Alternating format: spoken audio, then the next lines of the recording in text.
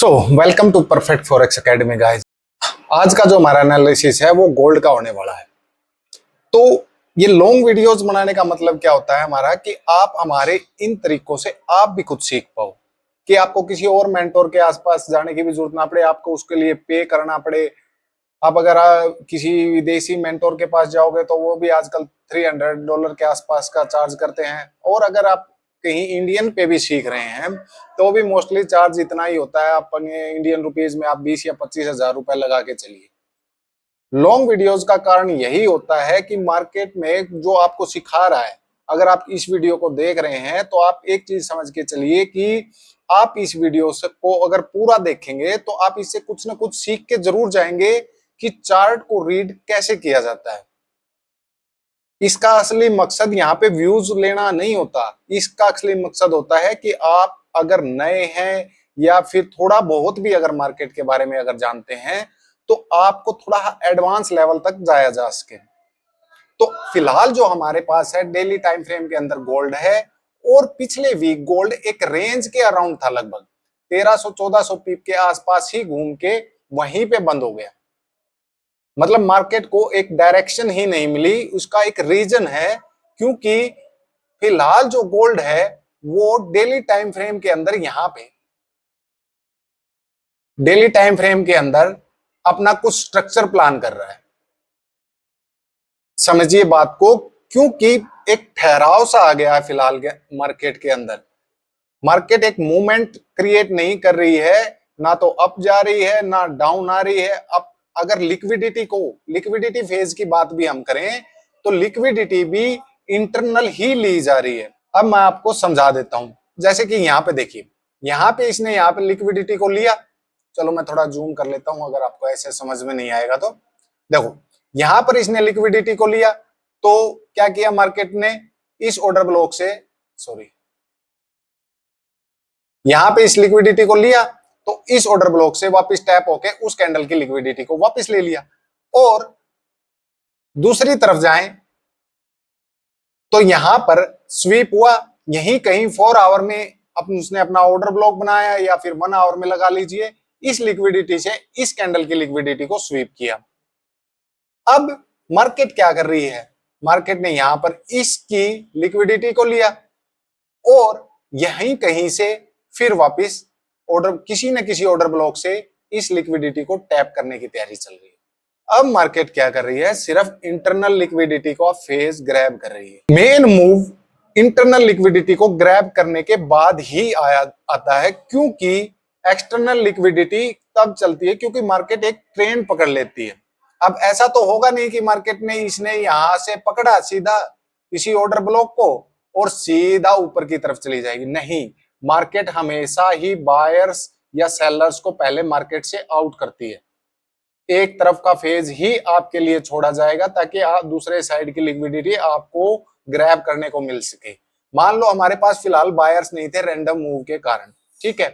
अब मार्केट क्या कर रही है कि एक सेलिंग का फेज आया हुआ है पूरा, और मार्केट के अंदर पूरे के पूरे सेलर भरे हुए हैं।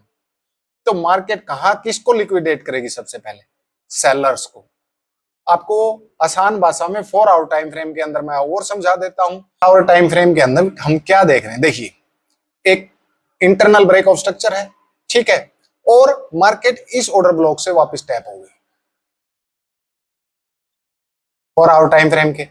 और मार्केट को कहां जाना चाहिए था, अगर इस हिसाब से चले तो मार्केट को कहां जाना चाहिए था, यहां से आने के बाद मार्केट को सीधा यहां से अप और सीधा डाउन जाके इस लिक्विडिटी को स्वीप करना चाहिए था। लेकिन मार्केट ने ऐसा कुछ नहीं किया। फिलहाल मार्केट एक सेल साइड की लिक्विडिटी का फेज बना रही है। आप 1 आवर टाइम फ्रेम में इसको ऑल क्लियर देख सकते हैं। देखिए हो गया। ये क्या है, ये एक मैसिव लिक्विडिटी है जहां पर सारे के सारे सेलर्स को अब इकट्ठा किया जा रहा है, ताकि जब बायर्स और इंस्टीट्यूशनल कोई बड़ा प्लेयर मार्केट के अंदर एंट्री बनाएगा तो वो इस सारे लिक्विडिटी को अपने ऑर्डर्स के साथ ले सके। अब बात आती है मार्केट के अंदर एंट्री बनाने की। एंट्री कहां पे बनाई जाए, अब ये हो गया यहां से। तो हमने लास्ट वीक जहां से पुल बैक देखा तो ये हमारा, सॉरी पहले मैं इसको साफ कर देता हूं। जो लास्ट वीक का हमारा पुल बैक था, ये था। ये पुल बैक किस लिए था, ये पुल बैक था इस ऑर्डर ब्लॉक या इस लिक्विडिटी जो पहले बनाई गई थी उसको साफ करने के लिए, कि मार्केट से अर्ली सेलर्स को फिलहाल से आउट किया जा सके, उनकी पोजीशंस को एंड किया जा सके। अब हम एंट्री बनाने की बात कहां करेंगे?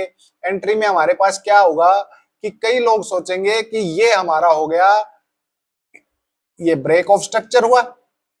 तो नॉर्मली रिटेल ट्रेडर क्या लेके चलते हैं, इस चीज को यहां पर हमारा ऑर्डर ब्लॉक लेके चलेंगे कि मार्केट यहां से एक हैवी बुलिश मोमेंटम, आपने देखा होगा हैवी बुलिश मोमेंटम है, लेकिन इस ऑर्डर ब्लॉक को टैप ये ऑर्डर ब्लॉक एक लिक्विडिटी का फेज भी हो सकता है। उसका एक कारण मैं आपको समझा देता हूं, क्योंकि हायर टाइम फ्रेम से उसको स्टार्ट करने का रीजन क्या है, ताकि आप लो टाइम फ्रेम के अंदर एक स्मॉल से स्टॉप लॉसेस के साथ मार्केट के अंदर एंट्री बना सकें। अब चलते हैं हम डायरेक्ट 15 मिनट पे। 15 मिनट में क्या है हमारे पास, यहां से देखना स्टार्ट कीजिए। 15 मिनट में क्या है, यहां पर हमारा एक इंटरनल ब्रेक ऑफ स्ट्रक्चर है। तो मार्केट को क्या करना चाहिए था, ये हमारा इंटरनल ब्रेक ऑफ स्ट्रक्चर हो गया। इंटरनल ब्रेक ऑफ स्ट्रक्चर के बाद हमारा यहां समथिंग कोई ऑर्डर ब्लॉक या स्मार्ट मनी ट्रैप या कुछ भी जो कुछ होना था वही यो इसी जोन के आसपास होना था, और वहां से मार्केट को वापस रिस्पॉन्ड करना चाहिए था, लेकिन मार्केट ने वहां पे रिस्पॉन्ड नहीं करके एक अप ट्रेंड का वापस मूव बनाया। यहाँ पे देखिए इंटरनल में उन्होंने उस लिक्विडिटी को स्वीप किया और फिर मार्केट ने एक अप ट्रेंड लिया वापस। अप ट्रेंड लेने के बाद उसने यहां पर फिर जो अर्ली बायर से एंटर हुए उनको फिर स्वीप कर दिया। जो यहां पर जो ऐसे एंट्री बनाते हैं ना विक्स के जरिए, कि ऐसे सोचते हैं कि हाँ पिछला स्वीप हो गया, अब की बार नेक्स्ट मूवमेंट में हम अप ट्रेंड जाने वाले हैं, लेकिन ऐसा नहीं होता है। मार्केट फिर से वापस आती है, मार्केट फिर वापस आई, यहां से स्वीप किया, स्वीप करने के बाद मार्केट फिर वापस गई, वापस जाने के बाद फिर नीचे आई और फिर से एक ट्रेंड का मूव बनाया। और मूव बनाने के बाद हमें रिसेंट का जो ब्रेक ऑफ स्ट्रक्चर है वो कहां पे मिला, हमें रिसेंट का ब्रेक ऑफ स्ट्रक्चर मिला यहां पे। जो मार्केट शिफ्ट हुई है वो इन कैंडल्स के कारण हुई है, न कि इस ऑर्डर ब्लॉक के कारण। आप समझिए बात को। 1 आवर टाइम फ्रेम में अब मैं आपको लेके चलता हूं। जो लोग इस चीज को अगर ब्रेक ऑफ स्ट्रक्चर समझ रहे हैं और इस चीज को यहां पर ऑर्डर ब्लॉक समझ रहे हैं, वो लोग यहीं पर गलती करते हैं और हैवी स्टॉप लॉसेस का कारण यही होता है। आपको सिखाए जाने का कारण भी यही होता है। तो मार्केट के अंदर हमारा शिफ्ट कहां से शुरू हुआ, फिलहाल यहां इस लेवल पर से। तो इस लेवल पर आने के बाद मार्केट ने क्या किया, यहां पर एक मैसिव लिक्विडिटी तो पहले ही क्रिएट हो चुकी थी, ये एक लिक्विडिटी मैसिव थी।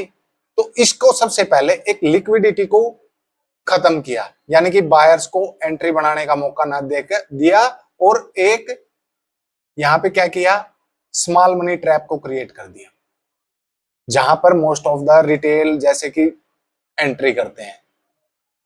रिटेल ट्रेडर जहां पे सोच रखते हैं वो वैसा ही कुछ क्रिएट किया गया है। वो क्या चीज देखते हैं कि मार्केट ने यहां से एक बुलिश मोमेंटम है, तो ये हमारा ऑर्डर ब्लॉक भी यहीं पे है, लेकिन रियल शिफ्ट मार्केट के अंदर ये है। और शिफ्ट कहां से मेन शुरू होता है, इसका इंटरनल ब्रेक ऑफ स्ट्रक्चर यहां से। मार्केट ने अपना मूव कहां से बनाना स्टार्ट किया है, इस ऑर्डर ब्लॉक से। इस ऑर्डर ब्लॉक को रिफाइन करने के बाद अगर हम 5 मिनट टाइम फ्रेम के अंदर जाएंगे तो आप क्लियरली देख सकते हैं कि ये हमारे पास जो फिलहाल है ये एल्गो कैंडल है हमारी। ये जो एरिया है मैं इसको साफ कर देता हूं, ये जो कैंडल है इसके ऊपर ये सारी लिक्विडिटी और ये सारे उसको बनाया हुआ है, क्या बोलते हैं, सारे मार्केट स्ट्रक्चर को इसी के ऊपर बनाया हुआ है। क्योंकि जो बड़े प्लेयर्स होते हैं ना उनको एंट्री के लिए ऐसे ही छोटे लेवल पर एंट्री छोड़ी जाती है। उनके ऑर्डर ब्लॉक आपने देखे होंगे इतने बड़े बड़े ये नहीं होते, वो हल्के से ऑर्डर ब्लॉक पे उनका मतलब आप मान के चलिए किसी भी चार्ट को उठा के देख लीजिए 30 या 40 पिप्स के आसपास आपको स्टॉप लॉस मिलेगा, और वहीं से इतना बड़ा मूवमेंट मिल जाएगा मार्केट के अंदर कि आप सोचोगे यार यहां से तो मार्केट जानी ही नहीं चाहिए थी वापस, कि मार्केट यहां से तो वापस जाने की उम्मीद नहीं थी, आपके सारे स्टॉप लॉसेस को ले लिया गया। अगर इस जोन को मैं वापस सही से रिफाइन करूं तो ये इस ऑर्डर ब्लॉक पे टैप नहीं है ये कैंडल। ये देखिए, मैं आपको इसको और थोड़ा सा सही कर देता हूं। अगर आप अपने चार्ट में भी इस ऑर्डर ब्लॉक को जूम करेंगे ना, तो ये जो विक है ये इस ऑर्डर ब्लॉक से फिलहाल टैप नहीं है। और most of the retail trader जो होते हैं उनके स्टॉप लॉसेस कहां होंगे? इस बिग मूवमेंट के स्टॉप लॉसेस के नीचे। तो आप समझ गए होंगे मेरी बात की इंस्टीट्यूशनल जो है कैसे ट्रेड करते हैं। इसीलिए मैं आपको सिर्फ सरल और आसान भाषा में ये चीज समझा रहा हूं कि मोस्ट जो इंस्टीट्यूशनल है अपने ऑर्डर कहां पे रखेंगे। अगर आप अपने चार्ट को खोल के देख लीजिएगा खुद इसको, इसके अंदर ये वीक जो हाई लेवल की जो वीक गई है एक बुलिश मोमेंटम, इस ऑर्डर ब्लॉक को अभी तक उसने टैप नहीं किया है।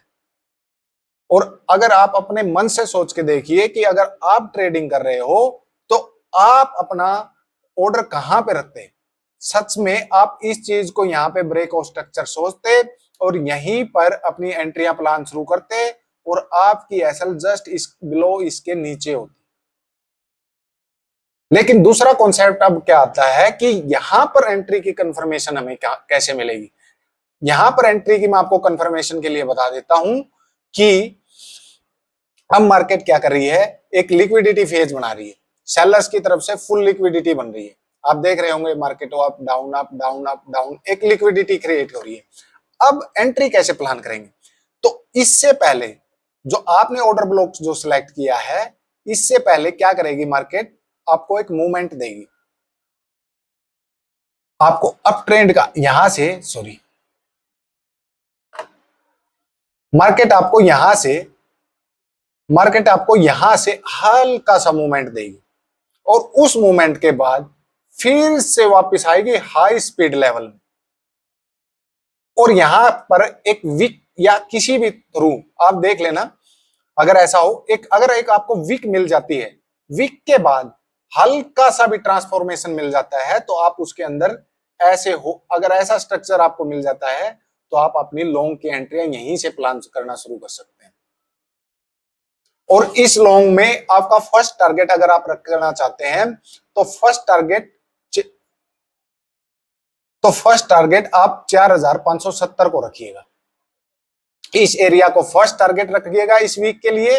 और नेक्स्ट जो टारगेट है, नेक्स्ट टारगेट मैं आपको अगर 1 आवर टाइम फ्रेम में जाऊं तो नेक्स्ट टारगेट आपका ये सारी मैसिव लिक्विडिटी एरियाज है। क्योंकि पिछले जो है यहाँ पर पिछले जो यहाँ से गिरावट आई थी तो ये सारी लिक्विडिटी यहाँ पे जो बायर्स थे सेलर्स थे उनकी लिक्विडिटी यहाँ पर पड़ी हुई थी, यहाँ से ग्रैब कर ली गई।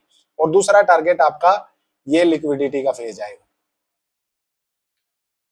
मेरा कहने का मतलब अगर आप समझ गए होंगे कि मोस्टली आपको अगर एंट्री भी मार्केट के अंदर बनानी है तो 30 या 40 पिप का स्टॉप लॉस लेके ही बनाएं। हैवी ऑर्डर ब्लॉक से आप एंट्री बनाएंगे तो हमेशा नुकसान ही खाएंगे। आप कितना बड़ा ऑर्डर ब्लॉक देखे हुए ना, मान लो इतना बड़ा ऑर्डर ब्लॉक देख रहे हो आप, कितने पिप का हो गया ये आपका? अराउंड 300 पिप के आसपास। 0.01 का लोट भी अगर आप अज्यूम करते हैं तो 30 से 40 पिप का नुकसान उठाओगे अगर मार्केट यहां से मेरे अकॉर्डिंग चली तो। हमारे एनालिसिस के अकॉर्डिंग अगर चलती है मार्केट तो यहाँ पे आप 30-40 का नुकसान उठाओगे और फिर मैं यहां से मार्केट अप ट्रेंड चली गई तो आपको इतना दुख होगा जो आपको समझ में भी नहीं आएगा कि यार काश मैं अपना स्टॉप लॉस थोड़ा सा नीचे कर लेता। तो लॉन्ग वीडियो के जरिए आपको समझाने का मतलब क्या था अब कि आप भी ऐसा ही सोचना शुरू करें, चार्ट को ऐसा ही रीड करना शुरू करें। तो आई होप आपको वीडियो पसंद आई होगी। चार्ट के अंदर जाके आप इस तरह की जो कैंडल एल्गो कैंडल मैंने आपको बताई है उसके ऊपर अपनी पोजीशंस को देख लीजिएगा। आपके लिए मतलब अगर 100 पिप्स के आसपास 1000 पिप्स अगर 1000 पिप्स के आसपास का आपको प्रॉफिट लेवल चाहिए है तो ऐसे छोटे स्टॉप लॉसेस के साथ ही आपको ट्रेड करना होगा। 300 पिप का अगर रिस्क 300 पिप लेके आप रिस्क में और 1000 पिप अचीव कर रहे हैं तो आप एक बढ़िया ट्रेडर नहीं है। अगर आपको यहाँ पर ऐसा स्ट्रक्चर मत नहीं मिल रहा तो आप एंट्री मत बनाइएगा मार्केट के अंदर, क्योंकि मार्केट फिर शेप नहीं है। मार्केट फिर से क्या करेगा, इंटरनल लिक्विडिटी को फिर ले लेगा और उसके बाद फिर कहीं से वापस $300 खोने से अच्छा है आप 3 या 4 डॉलर खो के 1000 अचीव करें, क्योंकि यही बेसिक मार्केट की प्लानिंग होती है और इसी प्लानिंग के हिसाब से सारी मार्केट काम करती है। अगर आपको वीडियो पसंद आई हो तो लाइक, शेयर और सब्सक्राइब करना ना भूलें।